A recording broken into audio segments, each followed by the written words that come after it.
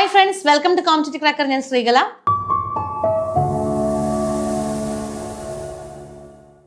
നമ്മുടെ കേറ്റഡ് എക്സാമിന് ഇനി എത്ര ദിവസം നമ്മുടെ മുന്നിലുണ്ട്? ഏകദേശം 15 ദിവസം. ഈ ഒരു വീഡിയോ എടുക്കുന്ന സമയം വെച്ച് നോക്കുവാണെങ്കിൽ 15 ദിവസമാണ് നമ്മുടെ മുന്നിലുള്ള കേറ്റഡ് എക്സാമിനുള്ളത്. സോ ഈ 15 ദിവസം എന്ത് ചെയ്താൽ പരീക്ഷ ക്രാക്ക് ചെയ്യും എന്നാണ് നമ്മൾ ആലോചിക്കാറ്, അല്ലേ? അതോടൊപ്പം തന്നെ നമ്മൾ മനസ്സിലാക്കേണ്ട ഒരു കാര്യമുണ്ട്, 15 ദിവസം എന്ത് ചെയ്യാൻ പാടില്ല എന്നുള്ളത്. ഓക്കെ, ഈ രണ്ട് കാര്യങ്ങൾ കൃത്യമായിട്ട് മനസ്സിലാക്കിയാൽ വരുന്ന 15 ദിവസം ധാരാളമാണ് ഈ ഒരു കേറ്റഡ് എക്സാം ക്രാക്ക് ചെയ്യാനായിട്ട്. ഇത് നിങ്ങൾ ആശ്വസിപ്പിക്കാൻ പറയുന്ന ഒരു കാര്യമോ അല്ലെങ്കിൽ സമാധാനിപ്പിക്കാൻ പറയുന്ന കാര്യമോ അല്ല. തീർച്ചയായിട്ടും കഴിഞ്ഞ 10 വർഷമായിട്ട് കോമ്പറ്റീറ്റീവ് ക്രാക്കർ നമ്മുടെ കേറ്റഡ് ഉദ്യോഗാർത്ഥികളോടൊപ്പം നിലകൊള്ളുന്ന ഒരു സ്ഥാപനമാണ്. കഴിഞ്ഞ കുറച്ചധികം വർഷങ്ങളായി പഠിപ്പിച്ച അധ്യാപകർ എന്ന നിലയിൽ ഞങ്ങൾക്ക് ഉറപ്പിച്ച് പറയാൻ സാധിക്കും, വരുന്ന 15 ദിവസം അല്ലെങ്കിൽ 10 ദിവസം നിങ്ങൾ കൃത്യമായിട്ട് പഠിച്ചാൽ നിങ്ങൾക്ക് ക്രാക്ക് ചെയ്യാൻ പറ്റുന്ന ഒരു പരീക്ഷ തന്നെയാണ് കേറ്റഡ് എക്സാം. അപ്പം എൻ്റെ ആദ്യത്തെ ടിപ്പ്, ഇനി 15 ദിവസമേ ഉള്ളൂ എന്നല്ല, 15 ദിവസം ഉണ്ട് എന്ന് ചിന്തിക്കുക. ഓക്കെ, ഇനി നമ്മൾ പൊതുവെ ഒരു പരീക്ഷയ്ക്ക് പഠിക്കുമ്പോൾ ആദ്യം എന്താ ചെയ്യുക? സിലബസ് ഒക്കെ എടുത്ത് വെച്ച് പ്രിൻ്റ് ഔട്ട് എടുത്ത് നമ്മൾ മാർക്ക് ചെയ്ത് എല്ലാ ടോപ്പിക്സും കവർ ചെയ്യാൻ ശ്രമിക്കും, അല്ലേ? അങ്ങനെയല്ല നമ്മളിത് ചെയ്യേണ്ടത്. ഇവിടെ സിലബസ് കംപ്ലീറ്റ് ചെയ്യുക എന്നൊരു വിഷനോട് കൂടി നിങ്ങൾ അതിനെ പഠിക്കരുത്. നമുക്ക് സിലബസ് എല്ലാം കംപ്ലീറ്റ് ചെയ്യാൻ പറ്റില്ല. ഓക്കെ, അതിന് പകരം നമ്മളിവിടെ പഠിക്കേണ്ടതും റിവൈസ് ചെയ്യേണ്ടതും ഫോക്കസ് ഏരിയാസ് ആണ്. എന്താണ് ഫോക്കസ് ഏരിയാസ്? എങ്ങനെ നമുക്ക് ഈ ഫോക്കസ് ഏരിയാസിലേക്ക് എത്താം? കഴിഞ്ഞ ഒരു 10 വർഷത്തെ ക്വസ്റ്റ്യൻ പേപ്പർ, അതിൽ തന്നെ 2021 ശേഷമുള്ള ക്വസ്റ്റ്യൻ പേപ്പേഴ്സ് കൃത്യമായി അനലൈസ് ചെയ്താൽ നമുക്ക് എന്ത് കിട്ടും? ഫോക്കസ് ഏരിയാസ് കിട്ടും. അപ്പോൾ നിങ്ങൾ ചോദിക്കും, അപ്പോൾ പിന്നെ ആ ക്വസ്റ്റ്യൻ പേപ്പർ മാത്രം പഠിച്ചാൽ പോരെ, പാസ്സാവില്ലേ എന്ന് ചോദിക്കും. ഒരിക്കലുമല്ല. ക്വസ്റ്റ്യൻ പേപ്പേഴ്സ് റിപ്പീറ്റ് ചെയ്യുന്നതിൻ്റെ എണ്ണം വളരെ വളരെ കുറവാണ്. അപ്പം ഞാൻ പഠിപ്പിക്കുന്ന വിഷയം ഇംഗ്ലീഷാണ്. ഇംഗ്ലീഷിൽ കേറ്റഡ് കാറ്റഗറി 1 കഴിഞ്ഞ പ്രാവശ്യത്തെ ക്വസ്റ്റ്യൻ പേപ്പർ എടുത്ത് നോക്കിയാൽ ഉദ്യോഗാർത്ഥികൾക്ക് മനസ്സിലാവും, 30 മാർക്കിൽ 23 മാർക്കും റിപ്പീറ്റ് ചെയ്യാത്ത ക്വസ്റ്റ്യൻസ് തന്നെയാണ്. അതിൽ തന്നെ പുതിയ പാറ്റേണിലുള്ള ചോദ്യങ്ങളും ഉണ്ടായിരുന്നു. സോ ഒരിക്കലും നമുക്ക് പ്രീവിയസ് ഇയർ ക്വസ്റ്റ്യൻ പേപ്പേഴ്സിനെ മാത്രം റിപ്പീറ്റ് ചെയ്ത് പഠിക്കാൻ പറ്റുന്ന ഒരു സ്റ്റേജിലല്ല കേറ്റഡ് പരീക്ഷ. പക്ഷെ ഫോക്കസ് ഏരിയാസ് കണ്ടെത്തി ആ ഭാഗങ്ങളെ കൃത്യമായിട്ട് മനസ്സിലാക്കിയാൽ വരുന്ന ചോദ്യങ്ങൾക്ക് നമുക്ക് ഉത്തരം എഴുതാം. സോ സിലബസിലല്ല ഇത് നമ്മൾ സ്റ്റിക്ക് ഓൺ ചെയ്യേണ്ടത്. എന്തിലാണ് സ്റ്റിക്ക് ഓൺ ചെയ്യേണ്ടത്? ഫോക്കസ് ഏരിയാസിലാണ്. അപ്പോൾ അതാണ് നമ്മുടെ ആദ്യത്തെ ഒരു ടിപ്പ് എന്ന് പറയുന്നത്. രണ്ടാമത്, നിങ്ങൾ തീർച്ചയായിട്ടും അവോയ്ഡ് ചെയ്യേണ്ട ഒരു കാര്യം പെർഫെക്ഷനിസമാണ്. അതായത് ഇപ്പം ചില ഉദ്യോഗാർത്ഥികൾക്ക്, ഇപ്പം എനിക്കും ഉണ്ടായിരുന്ന ഒരു പരിപാടിയായിരുന്നു, പഠിച്ചു കഴിഞ്ഞാൽ നന്നായിട്ട് പഠിച്ച് തറവാക്കി മിനുക്കിയിട്ടേ ഞാൻ അടുത്ത ടോപ്പിക്കിലേക്ക് പോകാറുള്ളൂ, അല്ലേ? അങ്ങനെയല്ല, അങ്ങനെ ചെയ്യരുത്. നമ്മൾ മൂവ് ഓൺ ചെയ്യണം, അടുത്ത ടോപ്പിക്കിലോട്ട് നമ്മൾ പോകണം. തീർച്ചയായിട്ടും പഠിക്കുന്ന ഭാഗങ്ങൾ നന്നായിട്ട് പഠിക്കണം, ഇടയ്ക്ക് റിവൈസ് ചെയ്യണം, അതൊക്കെ വേണം. പക്ഷെ അതിനോടൊപ്പം തന്നെ നമ്മൾ എൻഷുർ ചെയ്യേണ്ട ഒരു കാര്യമാണ്, അടുത്ത ടോപ്പിക്കിലോട്ട് നമ്മൾ മൂവ് ഓൺ ചെയ്യണം. പഴയ ടോപ്പിക്കിൽ സ്റ്റിക്ക് ഓൺ ചെയ്യരുത്. മുന്നോട്ട് പോയിക്കൊണ്ട് തന്നെ ഇരിക്കണം.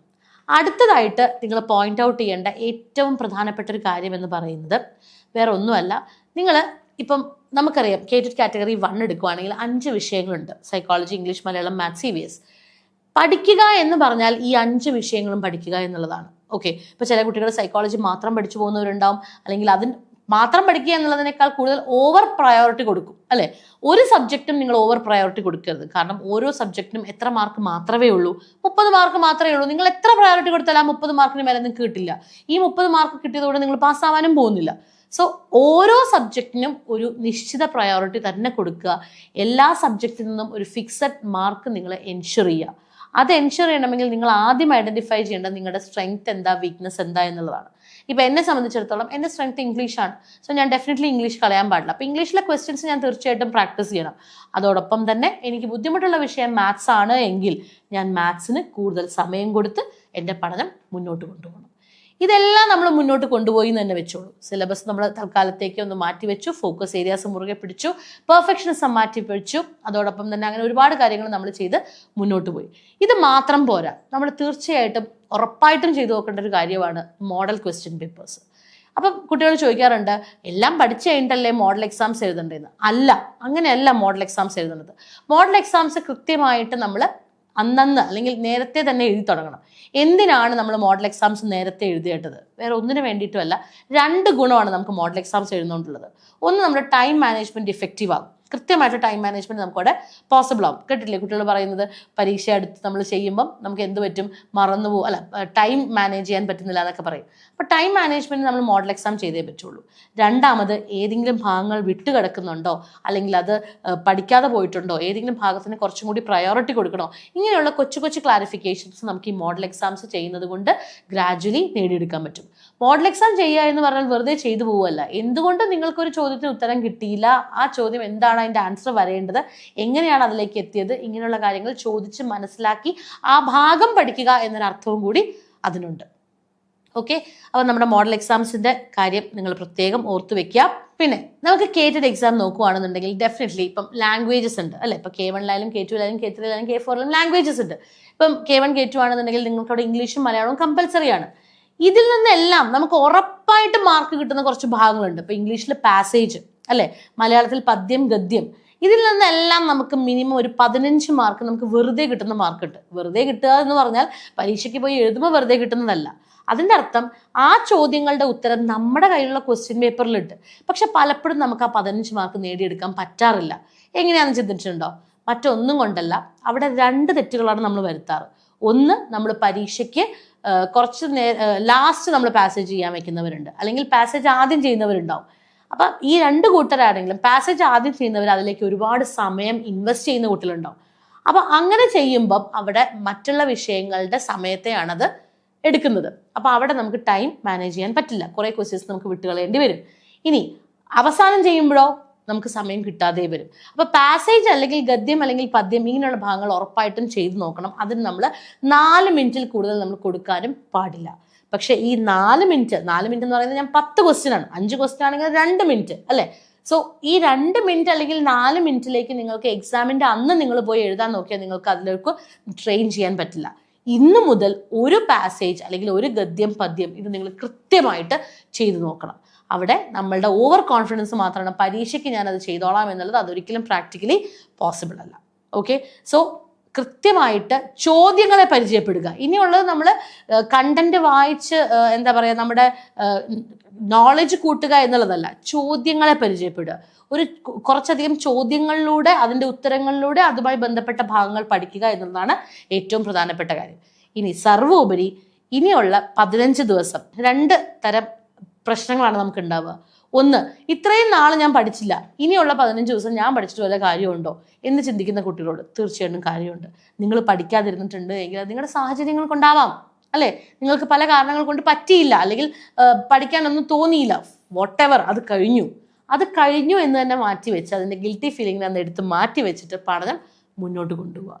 രണ്ടാമത്തെ കേസ്, നിങ്ങളോട് ഒരുപാട് പേര് ഇനി പറയും, ഇനി ഇത്രയും ദിവസം പഠിക്കാൻ പറ്റിയില്ല, ഇനി പഠിച്ചിട്ട് കാര്യമില്ല, കേറ്റിട്ടൊന്നും ഇനി നേടാൻ പോകുന്നില്ല, ഇങ്ങനെയൊക്കെ പറയുന്നവരെയൊക്കെ നിങ്ങൾ മാറ്റിവെക്കുക. നിങ്ങളുടെ കാര്യങ്ങൾക്ക് നിങ്ങൾ പ്രയോറിറ്റി കൊടുക്കുക. കുറച്ച് കാര്യങ്ങൾ ശ്രദ്ധിച്ചാൽ പഠനം മുന്നോട്ട് കൊണ്ടുപോകുക. ഏറ്റവും പ്രധാനപ്പെട്ട കാര്യം നിങ്ങൾ മോട്ടിവേറ്റഡ് ആയിട്ടിരിക്കുക എന്നുള്ളത് തന്നെയാണ്. എന്ത് വന്നാലും നമുക്ക് ഈ കേറ്റിട്ട് നേടിയെടുത്തേ പറ്റൂ. വരാൻ പോകുന്ന LPSA UPSA അത് മാത്രമാണോ? അല്ല, കോടതി വിധികൾ മാറി വരുന്നു. അപ്പോൾ ഇവിടെ എല്ലാം നമുക്ക് എന്ത് വേണം? കേറ്റിട്ട് എന്ന് പറയുന്ന നമ്മളുടെ കടമ്പ നമുക്ക് ക്വാളിഫൈ ചെയ്ത് കിട്ടിയാൽ അവിടെ ആ പ്രശ്നം തീരുവാണ്. സോ ഡെഫിനറ്റ്ലി കേറ്റിട്ട് എക്സാം എഴുതുന്നവർ ഇനിയുള്ള ദിവസം പഠിച്ചാൽ കിട്ടുമെന്ന് ഉറപ്പിച്ച് തന്നെ പഠിക്കുക. ഏറ്റവും പ്രധാനപ്പെട്ട കാര്യം എന്ന് പറയുന്നത് കോമ്പറ്റേറ്റീവ് ക്രാക്കറിന്റെ ബൂസ്റ്റർ കോഴ്സിനെ കുറിച്ച് ഒരുപാട് ഉദ്യോഗാർത്ഥികൾ കഴിഞ്ഞ മാസങ്ങൾ മുതൽ നമുക്ക് എൻക്വയറി വരുന്നതാണ്. മിസ് ഇപ്രാവശ്യം ബൂസ്റ്റർ ഇല്ലേ എന്നുള്ളത്. തീർച്ചയായിട്ടും ഉണ്ട്. കോമ്പറ്റേറ്റീവ് ക്രാക്കറിന്റെ ബൂസ്റ്റർ ക്ലാസ്സസ് ഞങ്ങൾ ആരംഭിച്ചിട്ടുണ്ട്. 9-ാം തീയതിയാണ് സ്റ്റാർട്ട് ചെയ്യുന്നത്. പക്ഷേ വളരെ കുറച്ച് സീറ്റ്സേ ഉള്ളൂ. കാരണം നമ്മളുടെ കുട്ടികളും ഓൾറെഡി ഈ ഒരു പ്രോഗ്രാമിന്റെ ഭാഗമായതുകൊണ്ട് തന്നെ ഒരുപാട് കുട്ടികളെ നമുക്ക് ഇവിടെ അക്കോമഡേറ്റ് ചെയ്യാൻ സാധിക്കില്ല. വളരെ കുറച്ച് സീറ്റ്സ് മാത്രമാണ് നമ്മൾ ഇപ്പോൾ ഓപ്പൺ ആക്കി വെച്ചിട്ടുള്ളത്. സോ ആ സീറ്റ്സിലേക്ക് നിങ്ങൾക്ക് പെട്ടെന്ന് തന്നെ ജോയിൻ ചെയ്യാം. എന്താണ് ഈ കോഴ്സിന്റെ പ്രത്യേകത എന്ന് വെച്ചാൽ, നമ്മൾ നേരത്തെ പറഞ്ഞ ഫോക്കസ് ഏരിയാസും PYQസും അങ്ങനെ എല്ലാ ഭാഗങ്ങളും കൃത്യമായിട്ട് അറേഞ്ച്ഡ് ആയിട്ട്. ഉദാഹരണം പറയുകയാണെന്നുണ്ടെങ്കിൽ ഇപ്പോൾ ഇംഗ്ലീഷ് എന്നൊരു സബ്ജക്റ്റ്, ഇംഗ്ലീഷിനകത്ത് നമുക്ക് articles, preposition, tenses, reported speech, എന്താ പറയുക, if close, active and passive voice, ഇത്രയും ഭാഗങ്ങളായിരിക്കും നിങ്ങൾക്ക് ഒറ്റ ദിവസം കവർ ചെയ്യാൻ പറ്റുക. അപ്പോൾ നിങ്ങൾ ചോദിക്കും, ഇത് പോസിബിൾ ആണോ? തീർച്ചയായിട്ടും പോസിബിൾ ആണ്. ടെൻസ് സാധാരണഗതിയിൽ നിങ്ങൾ പഠിക്കുമ്പോൾ നിങ്ങൾക്ക് 3 ദിവസം എടുക്കുന്ന ടെൻസിൽ ഇവിടെ ഞാൻ നിങ്ങൾക്ക് ഷെയർ ചെയ്യുക ഒരു ടേബിളായിരിക്കും. ആ ടേബിളിൽ അതിൻ്റെ കീവേഡ്സ് ഉണ്ടാവും. അതായത് ഓൾവേസ് വന്നാൽ എന്തുപയോഗിക്കണം, യൂഷ്വലി വന്നാൽ എന്തുപയോഗിക്കണം, എഗോ വന്നാൽ എന്തുപയോഗിക്കണം, ഇങ്ങനെയുള്ള കീവേഡ്സ് വെച്ചിട്ടായിരിക്കും നിങ്ങളെ ടെൻസ് പഠിപ്പിക്കുക. സോ ടെൻസിൻ്റെ കഥ മുഴുവൻ നമ്മൾ അറിയണ്ട. ആ ടേബിളിലുള്ള ഒരു 10-12 കീവേഡ് ഉണ്ട്, അത് കൃത്യമായി പഠിക്കുക എന്നുള്ളതാണ് നമ്മൾ ടെൻസിൽ ഉപയോഗിക്കുന്ന ഒരു സ്ട്രാറ്റജി എന്ന് പറയുന്നത്. റിപ്പോർട്ടഡ് സ്പീച്ചിനും അതുപോലെ ആക്റ്റീവ് ആൻഡ് പാസീവ് വോയിസും. ആക്റ്റീവ് ആൻഡ് പാസീവ് വോയിസിൽ 7 ടിപ്സേ ഉള്ളൂ. ഈ 7 ടിപ്സ് പഠിച്ചാൽ ഏത് ക്വസ്റ്റ്യൻ വേണമെങ്കിലും നിങ്ങൾക്ക് ആൻസർ ചെയ്യും. അത് ഗ്യാരണ്ടീഡ് ആണ്. ഇത് ഇംഗ്ലീഷിനെ കുറിച്ച്. ഇതുപോലെ ഓരോ അധ്യാപകർക്കും അവരവരുടേതായിട്ടുള്ള പഠന സ്ട്രാറ്റജീസ് ഉണ്ട്. സോ തീർച്ചയായിട്ടും നിങ്ങൾക്ക് ഈ ബൂസ്റ്റർ കോഴ്സ് കൊണ്ട് ബെനിഫിറ്റ് മാത്രമേ ഉണ്ടാവുള്ളൂ. വരാൻ പോകുന്ന ഈ ഒരു കേറ്ററ്റ് എക്സാമിൻ്റെ നിർണായകത്വം അല്ലെങ്കിൽ അതിൻ്റെ ഒരു ഇമ്പോർട്ടൻസ് നിങ്ങൾ മനസ്സിലാക്കുക. എന്നിട്ട് എന്ത് ചെയ്യുക?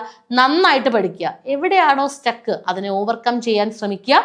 ആൻഡ് നന്നായിട്ട് നിങ്ങളുടെ എഫേർട്ട് ഇടുക. ഇനിയുള്ള ദിവസങ്ങൾ പഠിച്ചാൽ കിട്ടുന്ന പരീക്ഷ തന്നെയാണ്.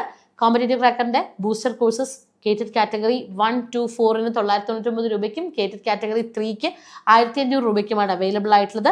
10 ദിവസത്തെ ക്ലാസ്, 20 മണിക്കൂർ.